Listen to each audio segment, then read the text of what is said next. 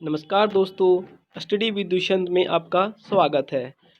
जैसे कि आप जानते हैं कि जो हमारी प्राचीन भारत की सीरीज चल रही है उसमें अगला वंश जो आता है कण्व वंश आता है। यानी कि हमने अभी इससे पहले शुक वंश पढ़ा था और उसके बाद हमारा जो अगला टॉपिक है, अगला जो वंश आता है वो कण्व वंश आता है।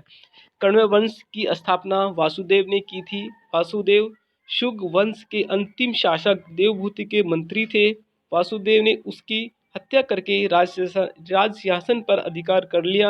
वासुदेव पाटलिपुत्र के कण्व वंश का प्रवर्तक थे। वैदिक धर्म एवं सांस्कृतिक संरक्षण की जो परंपरा शुगों ने प्रारंभ की थी उसे कण्व वंश ने जारी रखा। इस वंश का अंतिम सम्राट सुष्मी कर्ण अत्यंत अयोग्य व दुर्बल था।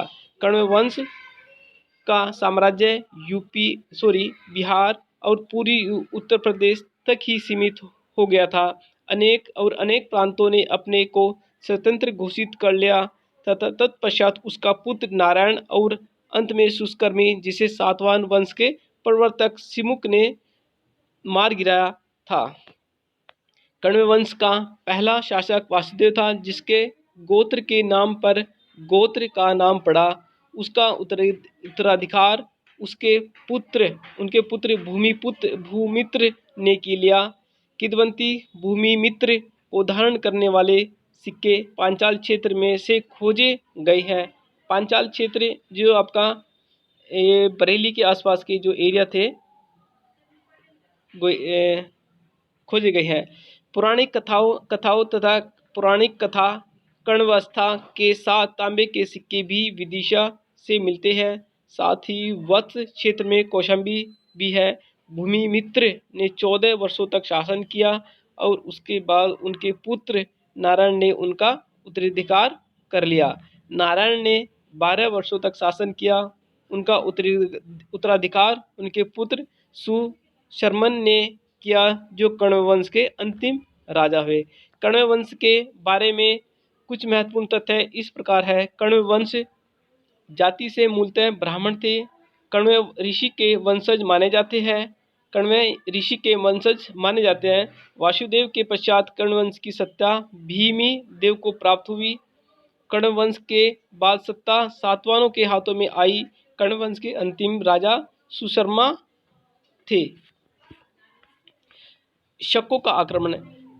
अपने स्वामी देवभूति की हत्या करके वासुदेव ने जिस साम्राज्य को प्राप्त किया वह एक विशाल शक्तिशाली साम्राज्य का ध्वंसावशेष ही था।